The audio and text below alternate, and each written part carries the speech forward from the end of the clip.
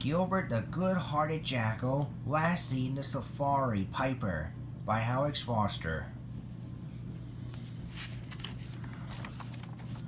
Lassie Jackson and her friend Gilbert Jr. walking along on the farm of Masai Mara, Kenya. Suddenly, they heard a loud shrieking noise came from inside of the farmhouse. "Ah! Get out of here!" screamed a voice. "Out, I say!" "Gilly!" Lassie gasped. "My mom's in trouble! Quick! We need to save her!" "Okay, lass," barged Gilbert Jr. The children went inside the house.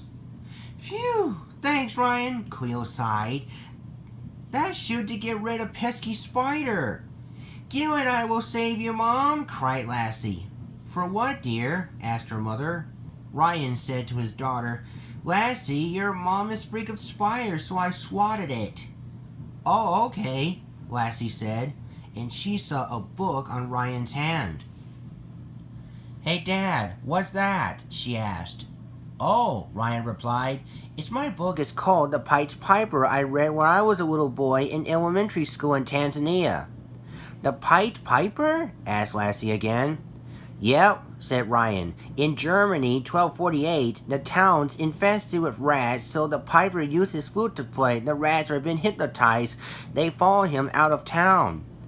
"That was an amazing, Mr. Jackson," Gilbert Jr. barked.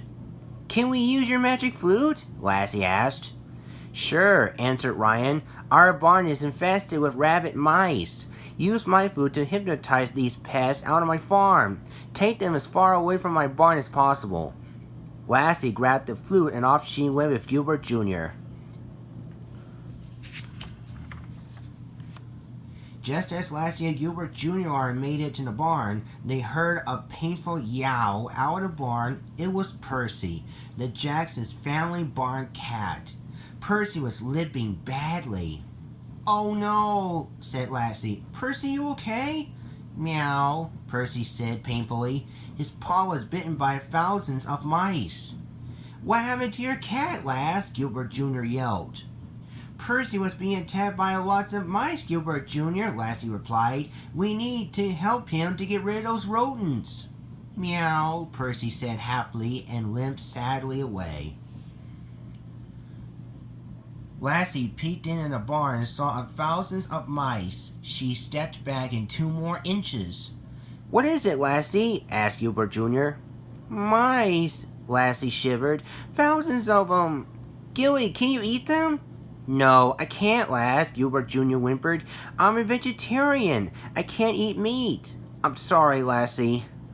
"That's okay, Gilly," Lassie said. Then she got an idea. "I know what." "What's that?" asked Gilbert Jr. "My dad said in Germany the Pied Piper used his magic flute to play," Lassie replied earnestly, "and get them out of town." "Right," barked Gilbert Jr. "Go for it." Lassie nodded. She played her flute to play.